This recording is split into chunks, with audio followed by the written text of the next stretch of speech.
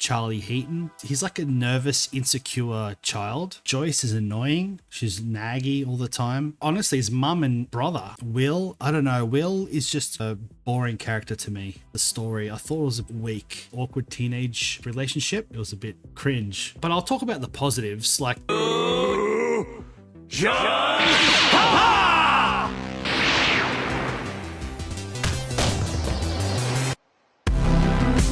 what did you reckon, Mitch?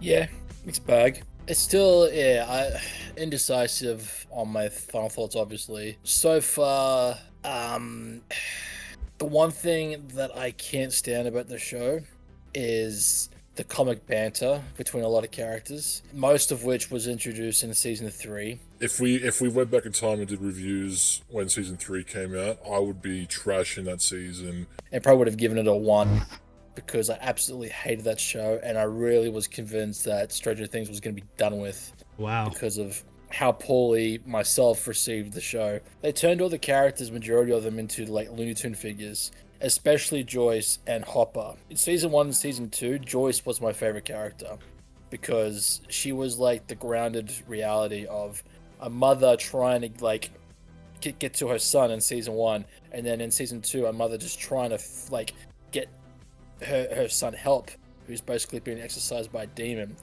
For me, like Winona Ryder, I've never been a big fan of Winona, especially in her younger days when she was, a big thing in the 80s and 90s. I didn't really care for her as an actress. I thought she was very weak. This role, I think, is my absolute favorite thing from her. Saying that, they killed that come season 3.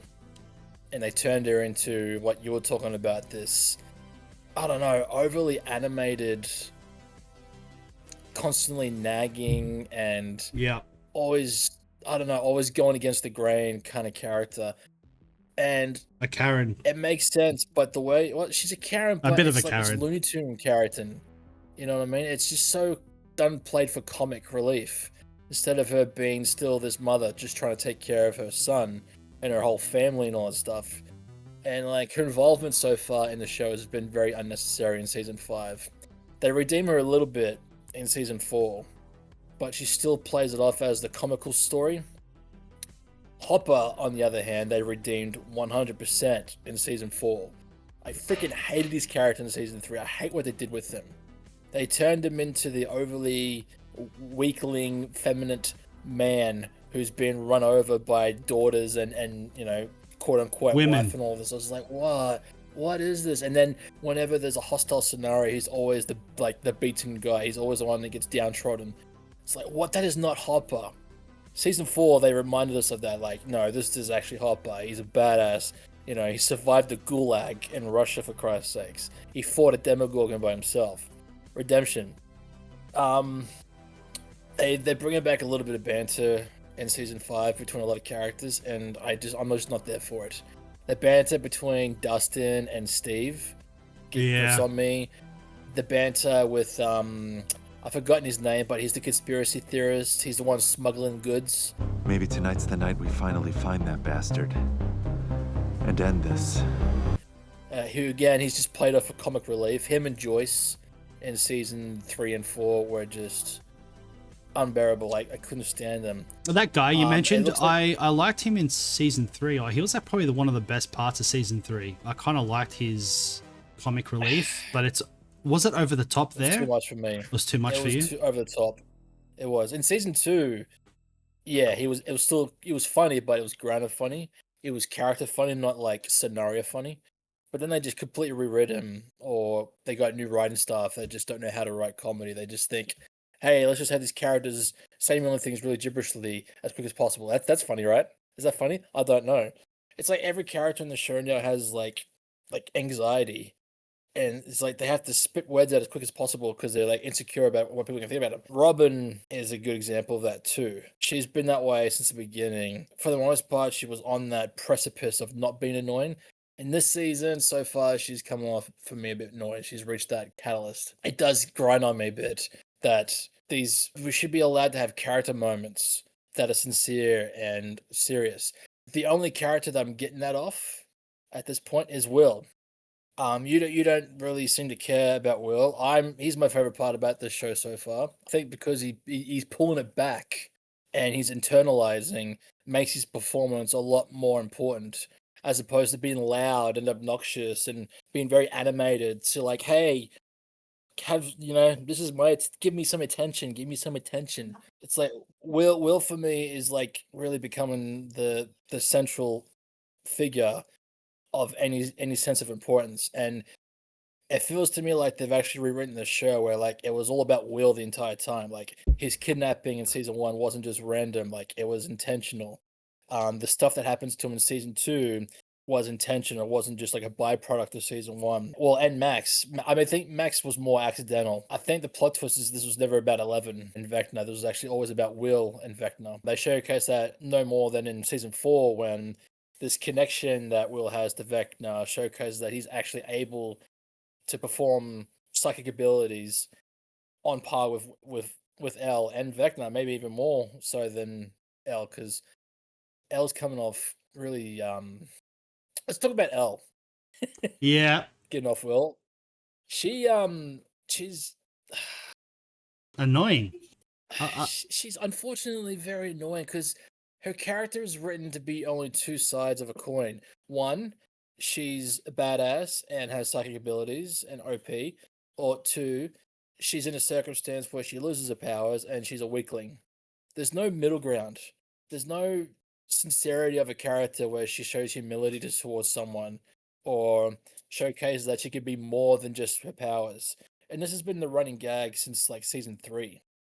Like, and it's either the plot device is they take her out of the drama for whatever reason, so the drama can happen and she comes back to it and saves the day, or they find a reason to nerf her. In season 3, it was, the creature that the Myflayer managed to like absorb her powers.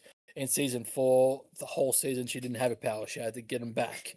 And now in season 5, the military have what they're calling is her kryptonite, some kind of sonic blast that like disrupts her mind or whatever. So, and whenever this happens, I'd be cool with it. But she just comes off as like, oh, I'm frail, I'm brittle, I'm weak. Oh, help me, save me. And then the second that threat is taken out, she's like, I'm a badass again. Watch me nose bleed. Just like, how can I take you seriously when without your powers you act like that? You know what I mean? Yeah. Yeah, when And so, even when she's there you like, yeah, when she doesn't have the kryptonite on her, is where she's the most annoying. She just acts like like a brat, almost like someone that's been having a bad time lately. Like she broke up with her boyfriend and she won't get over it, and she just acts like an annoying, like she's going through something always. Even though there's like the whole world's coming to an end, it seems like, I don't know, they care about the yeah, I know. It's been like 3.5 seasons of her like wanting to act like a rebellious teenager. So you're absolutely right when there's like no character arc for Elle. She's remained this very stubborn, naive character for like 3 seasons now. And yes. I missed it when she was, in season 1 when she was like basically like a lost puppy. She doesn't know how the world works. She doesn't know. She's socially awkward, and she's been hiding in a box for what we presume was her entire life. That character had innocence, and that character had a sense of humility, even though it's still like a child. But now, like this character's grown into this kid and been influenced by influenced pop by culture by the school and like breakups but like and all these you little... think the trauma and all that stuff would leave her like a little bit, I don't know, just a bit softer than she is, especially towards Hopper, who has, at one point they thought was dead. At one point who had a near-death experience, who's saved Ellie on countless occasions, but there's still this kind of like, you can't tell me what to do kind of like relationship between them, and it just gets tiring, man. It just gets tiring. I just want the whole thing should be pursuing Vecna. Not just this whole little tirade of like, you need to trust me, I'm capable, blah blah blah blah blah. When they've already shown in 4 episodes, not really. Because the second you get into trouble, you need to be saved. You need to be helped by Hopper. And granted, she's helped Hopper too, but they're kind of only in that situation because of Elle. So it's all on her. What Yeah. happens, what unfolds.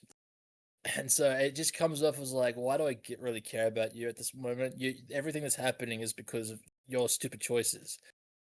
So Character development that's a very big weak part. I really like the characters in season 1, season 2, and now they're just on my nerves. Most characters are more annoying versions of themselves in season 1 and 2.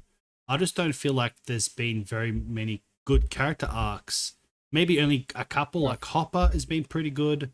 The goofy kid, the main kid everyone loves. The one Dustin. Dustin. Yeah, I mean he's had a good character arc. Also, the guy he's always having arguments with. But Steve, he hasn't changed at all since season 2. Since he kind of stopped becoming a bully, he hasn't really changed at all. I don't know. I feel like by now I should love the characters, and most of them are more annoying. Do you agree with that? I agree, and the reason why it's like you're losing that investment in them is because they've stayed stationary for like Yes. 3 seasons now. Like, if you rewind the clock with Dustin and Steve, like you said, they haven't really developed into anything more. In fact, they've become more feeble of characters since season 2. So that's the problem with TV shows, man. It gets to a point where it's like, oh, what can we do to this character next? Like, oh, let's give him a third arm. That's character development. It's like, no, it gets to a certain point where like they've achieved their hero journey. So where do you go from there? Well, we can Yes. finish the show or keep milking it for as long as it can until it becomes mundane and redundant. And unfortunately, despite the production value and despite it being labeled as the final season, so far a lot of the characters are coming off very mundane and redundant. And it's not so much on the fault of the performances, it is on the fault of the writing. If you watch season 1 again, like it knows when to stop the comedy and have a poignant moment between characters. Like the whole thing, one of the things that most people loved about season 1 was this building relationship between Elle and Mike. All right, this kind of, can you be my girlfriend, superpowered kind of thing, cutesy wootsy, innocent thing. Season 5, I think there's been one scene with Elle and Mike together, Hmm. and then that was probably in episode 1, and it's like a brief moment, and then for the rest of the show, they have been separated. And there's not even a moment where Mike's like contemplating the thought of like, I miss Elle, what's happening to Elle. It's just like those social tethers that were created seasons ago, they're just not yet really here in the show. Hmm. There doesn't seem to be any animate care for other characters unless the subplot is telling them to. And that's one of the reasons why it just comes off feeling so, I don't know, off-put, out of tune, if I'm looking for a better word. I've been saying a lot of negative stuff. Can I Alright, just add to that negative for a sec? Are you going to change yeah, go topics? for it. Yeah, like Nancy. I really like Nancy's character in No. season 1. She's just an angry, annoying person. She barely talks. She's angry all the time. In season 1, all the characters made sense. Nancy was she was a strong character. Everyone, like all the relationships, Dustin was jealous, and like he was a bit of a bully. Every character made sense, and there were a lot of character development. Now I don't see them. The characters don't make sense to me anymore, like it did in season 1. I was really excited about between Steve and what's his name, Steve and Jonathan. I like their beef in season 1. They're barely talking now. There's maybe a couple of scenes where Jonathan is jealous of Steve because Steve's getting closer to Nancy, and there's just this kind of awkwardness, but it's nowhere near as good as season 1 and 2. They've like, I don't know, I felt like the characters were just Because way more exciting than as they'll Because developing. you're right, because again, now it's played off just for humor instead of like feeling like real, you know. Yes.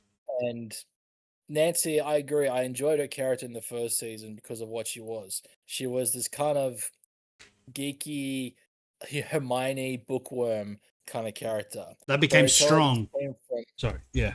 yeah, well, she came strong, but there's different definitions of strong. Like she did her research. She was an investigator. That was her thing. She wanted to become a journalist and whatnot. So she cracked the code through being that kind of character. And then all of a sudden, they put a shotgun in her hand and said, "You're going to be this character now. You're going to be basically a road warrior." I swear to God, the shotgun looks bigger than her. You know what I mean? And I don't know. It comes off like really Yeah. She barely every time. talk. Is it me? She barely talks in this season. She's like an angry Mm. back character where she was very in the Well, forefront. I mean, her motivation is her family was attacked, right? Her family was nearly killed by Demogorgon. Her sister has been kidnapped. Fair enough. If she wants to go be a rogue Terminator-ish kind of character, cool. But I just can't believe her. Um, I just don't believe her physicality as a character. Very You know what I mean? skinny. Yeah, she looks like a twig, you Yeah. know, and and then they give her a shotgun. Like if she actually used that real shotgun, and I swear to God, she'd blow like 20 feet backwards. Yeah. Like the recoil would probably break her freaking shoulder. But like, So yeah, it's a we've film with fantasy worlds and all that. So okay, cool. But again, the whole love triangle between her, Jonathan, and Steve has been going on gone for on. so Yeah. many seasons now. It hasn't And like, evolved. you It get to hasn't matured at all. It's like the writing has well, don't know how to write characters that are in a complicated or give scenario. them something new. Something new. Because Exactly. Yeah. originally, in season 3, they kind of introduced Steve to get away from all that. You know, he's done with Nancy. All right, cool. We're gonna give Steve a new narrative. That's He's it. gonna become more of this like cool uncle, older brother to Dustin, and then they're gonna introduce this kind of weird duo with him and Robin. All right, cool. But then they throw it back in and say, no, he still has feelings for Nancy. And it's like, this isn't soap opera, man. Like, get over the freaking girl that she's already chosen someone else. Write something more better. Give freaking Steve another character of interest to just give him some more challenges, please. But no, it's just the wash, rinse, recycle, which is in every bland soap opera. It's like we have to have this love triangle for the attention of this one girl character, and it's just like, ugh, enough. We don't care for it. We really don't care for it. Yeah, like there's been nothing new in the development of the characters except really Will and what's her name? Will and Robin. I think they've probably have some dynamic, but there really hasn't been much grip dynamic. I feel like it's been very robotic. We have a mission, we have to do the mission, and then go to the next. It's like checkpoint, and there hasn't been that much character because we keep talking about character development and that, but it's very important in this show. It's almost everything. It's like how it has to be how the characters interact and the interesting scenarios. And they just haven't done anything new, like you said, and it's just very stale. And we're pretty much just watching people go to checkpoint to get to Vecna, and then they whatever their plan was to like kidnap and then distract him, and these people come over and kill him or something like that. I mean, the whole point was to try and get like a tracker to find where Vecna's hiding. Right. That was the original plan, and it was kind of working. But they all presumed at one point, or no, Elle and Hopper presumed that Vecna had been kidnapped himself and was hiding in the military base. Let's talk about that military base. Sarah Connor, aka Linda Hamilton, plays a military role in this. She's like the new Popper character, I guess. She's the head of this whole task force that is, I suppose, trying to extract the Upside Down. Military purposes, of course. Very one-dimensional, dry, boring character for me. Or is that what you're gonna say? Sorry, yeah, I don't want to just. I was really looking forward to seeing Linda Hamilton again. You know, like most people anybody knows her as Sarah Connor. So to have her in Stranger Things as an '80s icon, yeah, that's a fair enough call. put her in there. But yeah, they've really given her nothing much to do. Like one battle She's after just really another. this. Yeah, I wanted her to be more complex. I would love to have Yeah. seen her interact with like Hawkins, being this like kind of figure of like, we're here for your protection, blah blah blah blah. Of course, it's the propaganda machine, the hidden machine of what the true intentions are. And I also didn't really want her to be the villain. They're painting her as this villain with her own agenda. I was really hoping that the military, that everybody was going to be on the same side. You know, enemy of my enemy is my friend, which is this force of Vecna. Getting rid of Vecna. And I was really hoping that's what would happen when Elle and Hopper go on their little mission and start, you know, sabotaging and killing soldiers. I was hoping to get to a point where they realize we're fighting the same enemy, guys. Like, why are we like attacking each other? And you know, the MacGuffin devices for Elle are actually meant to be for Vecna. Yes, That yes. would have been nice. But again, we don't get that. Maybe by the season finale they'll have this kind of truce. Maybe, but it feels like the military, of course, is not going to do their job right. Most of them have been destroyed by Vecna. And it's just, again, it's going to come down to the kids and Hopper and all that and the town people of Hawkins to finish the job. So Linda Hamilton's involvement has been very, very unnecessary. She's like Sean Penn. Sean Penn in One Battle After Another. She's just like stoic face the whole time, like, "Ugh," and just like walking, going from place to place. There's Sean Penn was a better performance, better and a better performance. character than Yeah, Linda yeah. Hamilton. But yeah, Like, the military had no dynamic. They're just dumb muscle men the whole show, and Yeah. there's no interesting dialogue between Hopper or anything like that. It's just like kill, kill, kill, and that's it. They're just cannon fodder. And they do a whole recreation or like even plagiarism of the interrogation scene from The Last of Us, where Hopper's trying to get information out of the one soldier. The whole time I'm just thinking, this is just like straight from The Last of Us, man. This is Joel trying to torture a guy to find out where Ellie is. It's just like, wow, they didn't even bother trying to change it up. Oh, really? Oh man, it's like pretty much the exact same, except of course Elle's like entering her mind to extract information. Let's talk about the good parts of the show. Just like Please. you Yeah, mentioned earlier, and then I cut it because I want to talk more about the bad characters. But yeah, so fair enough. the good parts of the show. What did you like about it? Well, again, I'm going back to Will. I am actually have been enjoying everything about Will this season. They've definitely rewritten the show to make him more of an essential character. Because for a while there, Will was doing nothing. He was always the victim. He was always being sidelined. Now they're literally making him. He's going to be the key to defeating Vecna, and I'm enjoying what they're doing with him. But more so, I'm enjoying his performance. Like I said before, because everyone else is behaving like a 15-year-old with ADHD. Will, for me, his performance is very stoic compared to the rest. And because of that, I'm feeling more invested into whatever he says. Everything he says has more meaning because it's not just vomiting gibberish at this point. So I really like what they've done with him. They've really turned him into the basically the main character of the season so far. I'm enjoying what they're doing with Vecna. Of course they've changed what his plans are, of course, and I would love to see a good version of him, just as like fan fiction, so to speak, because there is something very charming about him when he's like not in his like demonic form. All right, you just can't help but like be drawn to him. He's kind of, in that sense, he's kind of like a Grindelwald. Ironically, the actor did play young Grindelwald in like the Fantastic Beasts shows.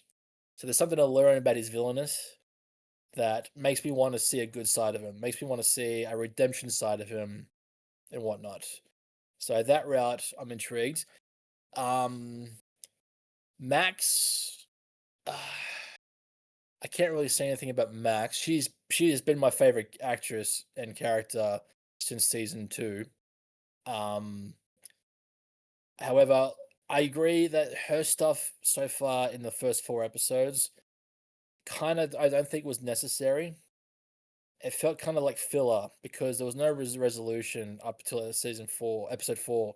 So I feel like the stuff with Max probably should have been introduced in the following episode after what we just got, because we got a big climatic ending, right?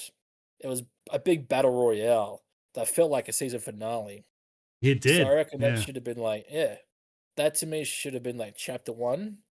Chapter 2, we focus more on what happened to Max instead of having this little filler moments with her in the first 4 episodes. Because for me, that flow kind of trickled. However, the idea of her being able to infiltrate Vecna's mind because of what happened to her in season 4, I knew from the season finale of 4 that is exactly what Max would end up being. She would have some kind of conscious connection to the Upside Down. So taking that route, I am very curious to see what Vecna is afraid of, because in one of her flashbacks of explaining trying to run away from Vecna, they get to that cave that she's like, safeguarded in, and Vecna's right there. He could walk in and kill her if he wanted to, but he couldn't. There was something stopping him, and as she explains, it was terrifying him. Mm. Like he was crying, and he couldn't get past that barricade or whatever it was. So that to me is intriguing. I'd like to know what happens there. What else? um, I'm not hating, like there's some character moments that I'm absolutely hating because it's just so unnecessary, the banter, and I can't really say that I'm very interested in any of the other characters at this point because, like you said, they're just doing the runs. They're just going doing the paint by numbers. Here's the plot forwarding that. I forgot to mention, we both have Nancy's mother's moment was pretty actual badass, where she faced off with the Demogorgon. That was a pretty cool moment for her because up in this point, she's just been the lonely mother figure who like is starving for attention because she's married to a husband that's just a worker, and that's it. That's the threshold of their whole relationship. So in season 4, they kind of give her this kind of sub story about having a relationship with like basically a teenager, which was played off at jokes. But we finally get to see her actually be a mother and like protect a child as best she could with a broken bottle and face off with a That was a cool. Demogorgon. Yeah, she went nuts there. That was good. That was a cool She did. scene. Yeah. Saying that, I love the father too because he's not a bad person. He's just the demographic explanation. Yeah, It's stereotypical the stereotype. meat and potatoes But type of guy. But that's what it was back then. You know what I mean? Mhm. I remember vividly in my youth, like my grandfather would come in after work in that white suit with the black tux and the pens in the corner, the pocket and all that, and the black suit, and just like, yep, time for me a ciggy. Whatever. Yeah. Like that was just their norm. I don't think that makes him a bad father. That's just what he is. And he did have a moment where he fought off the Demogorgon with a golf club. He didn't run away like a coward or anything like that. But he's a It's just- he's a stereotypical good father, isn't he? I mean, he hasn't really shown any qualities where he's fatherly. You know what I Right, mean? He's always right. just in the background of the house. He's That kind of the doesn't make him beta. a bad father. No. Yeah, it doesn't make him a good father or a bad father. That's just who he is. Saying all that, they both get mutilated by the Demogorgon. Granted, the mother got a lot worse than the father, but there is no attention at all on the father. It's all on the mother at the hospital. It is, isn't We it? need to see our mother. We need to see our mother. We don't even know what happened to the father. He's in the recovery room or something, but we don't even give him a second's like notice. It's like, come on, give I him know. something. I know he's a plain character, but yeah. But like it's done off for comedy, like real dry comedy. But Oh, it's just was like, it? come on, give him a little bit. Yeah. Of course it was. This is very dry, man. But yeah. So she gets all the oh no, she might die. Oh, it's my mother. Oh, and then the father doesn't even get mentioned. It's like, oh my- Give him some credit for Christ's sakes. Yeah, right. So you enjoyed some of the characters. Like, what was the main thing that you enjoyed, would you say, that's still holding this show together? Will Yeah. for sure, especially that season 4 ending, man. Like, finally getting to see him, like, stop being the one that's been the victim, stop being the one that has to run away. He actually can face his demons because the show basically started with Will being kidnapped, and it should end with Will, like, killing Vecna in some means or whatnot. I'm still convinced Will die by the end of this show, and it'll be a poignant thing. He Mm. sacrifices himself, and because one of the things I do love is always the foreshadowing. Whenever they talk about Dungeons and Dragons and character figures from the game, it's always a foreshadowing of things to come. And if season 1, episode 1, when they're playing the board game, Will always plays the wizard. Yeah. He's a wizard character. So now here he is with magical powers, being a wizard, so to speak. Finally, there's a foreshadow from the follow through because, even the name Demogorgon, the Mind Flayer, I think even Vecna, they're all character figures from Dungeons and Dragons mythos. You know what I mean? And whenever Mike starts talking about it, it becomes a foreshadowing trope. And he's done it with even Holly. Holly is going to eventually become this kind of warrior figure. She needs to be brave. She needs to Yes. face her demons, so to speak. So what they have planned for her, I don't know. But she's dressed as Dorothy, Alice, and Little Red Riding Hood all together. Yeah. So, yeah.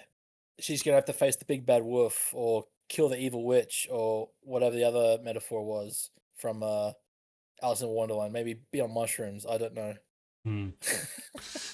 But, yeah. Sorry, man. That's the long answer. The short answer is everything about Will I am enjoying thoroughly the most. He's the only reason why I'm still wanting to see the outcome of the show.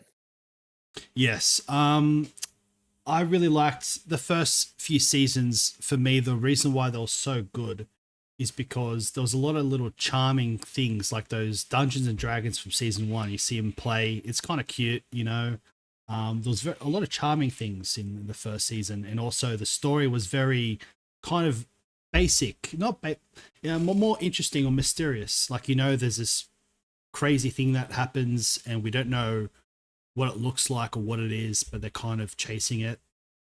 Now we've seen everything. We know what the monster looks like. I feel like gone. The mystery's gone, and also the little charming things that the first few couple of seasons had. I feel like it doesn't have anymore. I don't know. It's because they're not kids anymore and they're more older, so they got more responsibilities to save the world in their mind or something. I don't know. I just feel like it's missing that charm that the first couple of seasons through character development. I guess I can't crap on the story because the story is very fleshed out. They know what they're going to do, right? Is it based on is it based on books? I'm not sure. Is it just being I don't know. A lot of it's just paying homage to the 80s, man. Yeah. Season 1 is basically homage to E.T. And they got a lot of references in season 2. I'm guessing season 2 was a reference to The Exorcist, Yeah. Poltergeist, or your demon possession kind of films. Season 3, I guess, was paying homage to the cookie cutter side of the 80s, the flamboyant, colorful side of the 80s. Season 4 was Freddy Krueger. Vecna in season 4 was basically Freddy Krueger. He infiltrates your mind while you're sleeping and kills children. Season 5 so far, hard to pinpoint really what it's referencing, but they got Linda Hamilton there for a reason. And Linda Hamilton was in a franchise that involved time travel. And there's been references to Back to the Future and everything. So it might be that whole sci-fi time travel kind of tribute. Yeah. And we're still how many episodes in this season? 8 or 10? 8, right? I think it's 8. All right. That's the general just now. So still halfway through the season. I really enjoyed the 4th season. I feel like they've really 4th was great. I enjoyed it, even though there's still a lot of stupid banter. I almost feel like a lot of characters. It's a season finale type episode, but it's only halfway through the season. So a lot of pieces have moved to where now we don't have to follow them do all the side plots. I'm curious to see now what the main mission. Well, we know what the main mission is, but how it's done. I'm curious. They're still separated. That's the problem. Every season the group is never united in the same scene. They're always doing these sub stories. Yeah, side quests, and some of them I don't like, and then I want them to hurry up so I can get to the good ones. But now I feel like every story is kind of a bit flat. I don't know. Maybe it's a personal thing. I'm not very invested in the story. I think you're right, but at the same time, it is mainly because the writing is not all there. It's because it's just watch, rinse, repeat what we've already seen. You know, like Yeah. if you wanted to go back to season one, you enjoyed a lot of the moments. My favorite scene of the entire series was in season two, and it's the final episode, the snowball kind of thing. You know, it's like they defeated the evil, and all the characters are finally getting back together. You know, you got Elle with Mike dancing. You've got Lucas and Max who become a thing, and it's a bittersweet moment. All the characters have gone through traumas. They've passed through that. You know, You get disdain issues with cathartic. each other. Get the It's a very cathartic. cathartic, beautiful Yeah. moment. Playing one of my favorite songs in the background as well, "Every Breath You Take" by the Police, and it's a tearjerker moment, man, because season two has the same backbone of uh scary moments, upsetting moments, serious moments like season one. And so when you look back at all the trauma and tribulations all these characters have been through, you come to the end of the season eight, it's just so rewarding just to have this moment where they can all breathe again and just be kids again. You Yes. know, enjoy like the fear of like being like in school again. It's such an innocent thing in hindsight of what they've dealt with. So it's a beautiful ending. And then, you know, season three comes along and was like, nah, don't worry about all that cathartic stuff. We're all gonna have them hostile again with each other. They're gonna be having banter and being a little bratty to each other. It's just like, ugh. And then that becomes the cycle for the following seasons on repeat, and it just gets so tedious. So no, the writing is not all there. By the end of the show, maybe they bring it back. I don't know. But they really gotta stop doing the whole banter stuff because it's not just Stranger Things, man. It's a lot of products these days. I feel like that's the funny thing to do. Is just have two characters just improving dialogue at each other at a real fast pace, the back and forth, back and forth, back and forth. And Yeah. it's not. It's just, it's a character thing, not a scene thing to do. Have one character like that, not the whole freaking cast. Bottom line. So yeah, that's my 2 cents. All right. Yeah, that's pretty much it. I think overall the season has been okay. I'm it's not amazing, and I'm not disappointed. I think it's been okay. It's got some really cool moments, Mm, but it doesn't make it like a really cool, memorable episode. You know what I mean? no. Season four, episode four was that episode, or it's most memorable because of that climatic moment. But it's still filled with a lot of annoying beats that I've already forgotten about them on Thorough. But then luckily they had that final episode where it's like, oh, okay, we still got quality, we still got potential Yeah, to and I finish this show. was they made Vecna seem very scary and badass when he appeared. Yeah. It was cool. I like that. It kind of refreshed the show a little bit for me. So that saved it for me. If episode 4 didn't happen, and if episode 4 ended up being like episode 2 and 3, I probably would say I'm disappointed. But I'm not disappointed. I'm actually curious to see where things go. Yeah. I'm hoping that the characters Time stop being travel. time travel. Yeah, that'll be. I mean, that's like we said. We need something new. We need something new with the characters. We need something new with the story, and time travel will be pretty cool if they do it right. I love time travel is cool. I like all the time travel stuff. It's interesting. But yeah, The theory, but they've been kind of Easter egging it for the first 4 episodes, so it's gonna happen eventually, in my opinion. yes, They might even do the Avengers thing, man, where Vecna wins, but one character's still alive, Max maybe, and finally learns that she has the ability to like travel through time through his memories and all that stuff. I don't know. That's a long stretch, but who knows?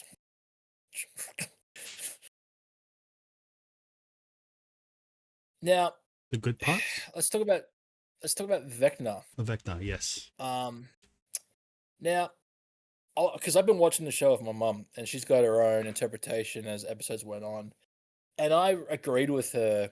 I really wanted this because he's taken on new forms now to like infiltrate children's minds, and we see him in this kind of suited like businessman kind of form where he's actually still looks human and he's very youthful. Now, I'm almost kind of convinced that that actually could be a good version of Vecna, and that the way the story's going is it's just tricking us into thinking this is the evil Vecna doing his evil bidding, and that there might be a plot twist when no, there actually wasn't evil Vecna. This was like a good side of him trying to protect his children. Plot Actually twist. protect them, not kidnap them for world domination or something. Yeah, like he normally does. And I'm thinking that'd be pretty cool because one thing they have that's been droppings in each episode is the theme in referencing time travel. They've referenced it multiple times, even like the flux capacitor MacGuffin, which is a reference. There's even a sequence with Steve in his BMW driving around, and I swear to God, it is shot for shot the exact same as Marty McFly when he's driving the DeLorean at one point.